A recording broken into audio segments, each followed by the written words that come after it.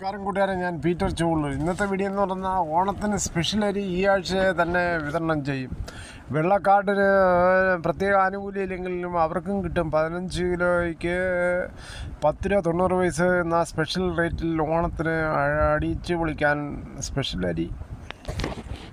BPL card ഉടമകൾക്ക് ആളെന്നിന് 2 kilo അരി എന്നത് 4 രൂപ വെച്ച് കിട്ടുകയും ചെയ്യും. അതിന് പുറമെ സ്പെഷ്യൽ ഓണം അരി 10 കിലോ 10 രൂപ 90 പൈസ വെച്ച് റേഷൻ കടകളിൽ നിന്ന് ഈ ആഴ്ച തന്നെ കിട്ടും. ഈ വർഷം ഈ ആനുകൂല്യം മാത്രമേ കിട്ടത്തുള്ളൂ. കാരണം കേരളത്തിൻ്റെ ഏറ്റവും വലിയ ഒരു ഉത്സവമായ ഓണോത്സവത്തിന് അതുപോലെ സപ്ലൈകോയിലും APL ആയാലും BPL ആയാലും മഞ്ഞക്കാർഡായാലും നീലക്കാർഡായാലും എല്ലാവർക്കും 1000 രൂപയുടെ കിറ്റാണ് താല്പര്യമുള്ളവർക്ക് വാങ്ങിക്കാം. ഇതിനു പുറമെ ഓരോ കാർഡിനും 10 കിലോ അരി വീതം കിട്ടുകയും ചെയ്യും. 2 ടൈമിലായിട്ട് നന്നാലും പിന്നെ അവസാനം 2 കിലോയും പച്ചരി അരിയും. മൊത്തം 10 കിലോ സബ്സിഡി ഇനത്തിൽ അവിടെ റേഷൻ മാവേലി സ്റ്റോറിൽ നിന്ന് കിട്ടുകയും ചെയ്യും. സപ്ലൈകോ വഴി റോക്കറ്റ് പോലെ കുതിച്ചു വരുന്ന വെളിച്ചെണ്ണയെ പിടിച്ചുവിടാൻ സർക്കാർ സബ്സിഡി ഇനത്തിൽ സപ്ലൈക്ക് ഇന്ന് 2 ലിറ്ററാണ് ഓണത്തിന് മുമ്പ് എല്ലാവർക്കും സബ്സിഡി ആയിട്ട് കിട്ടുന്നത്. 1 ലിറ്ററിന് 349 രൂപയാണ്. ഉത്രാടത്തിന് മുമ്പ് 1 ലിറ്റർ കൂടെ കിട്ടും. അങ്ങനെ മൊത്തത്തിൽ 2 ലിറ്ററാണ് ഒരു കാർഡിന് കൊടുക്കുന്നത്. എന്തായാലും സബ്സിഡി ആഗ്രഹിക്കുന്നുണ്ട്. പെട്ടെന്ന് റേഷൻ കാർഡൊക്കെ പൊടി തട്ടി ഒപ്പിച്ച് വെക്കുക.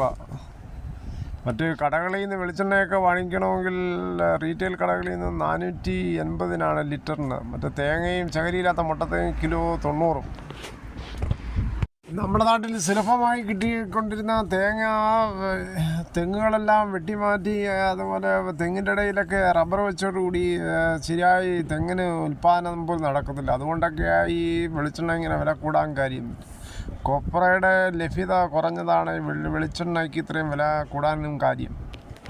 ഇങ്ങനെ 25 വണ്ണം കൂടിയ റബ്ബർ ടാപ്പിംഗ് ചെയ്യുമ്പോൾ ചിരട്ട അത് ടാപ്പ് ചെയ്തതിന് പാലെടുത്തതിന് ശേഷം ശരിയായ രീതിയിൽ അത് കമഴ്ത്തി വെച്ചില്ലെങ്കിൽ അല്ലെങ്കിൽ ചരിച്ച് വെച്ചില്ലെങ്കിൽ മഴവെള്ളം കെട്ടി നിൽക്കാതെ സൂക്ഷിക്കണം. അല്ലെങ്കിൽ കൊതുക് പെരുകി അതിനകത്ത് ഇരിക്കാൻ സാധിക്കും. അടുത്തുള്ള വീടുകളിൽ താമസിക്കുന്ന ആൾക്കാർക്ക് അതൊരു ശല്യമായി തീരും. അവർക്ക് ഡെങ്കിപ്പനി അങ്ങനെയുള്ള പനികളൊക്കെ വരാൻ സാധ്യതയുണ്ട്. ഇങ്ങനെ ജലം കെട്ടിക്കിടന്ന് കൊതുക് പെരുകി വീണ്ടും കൊതുകുകൾ വർദ്ധിക്കുന്നതിനാൽ വളരെ പ്രത്യാശയോടെ ടാപ്പിംഗ് ചെയ്തിരുന്നത് ഇടയ്ക്ക് വെച്ച് കനത്ത മഴയും കനത്ത കാറ്റിലും ടാപ്പിംഗ് നിർത്തി വെച്ചിരിക്കുകയായിരുന്നു. അന്നേരമൊക്കെ ശരിയായ രീതിയിൽ മിക്ക ആൾക്കാരും ചിരട്ട പാലെടുത്തതിന് ശേഷം കമഴ്ത്തി അല്ലെങ്കിൽ ചരിച്ച് വെക്കുമായിരുന്നു.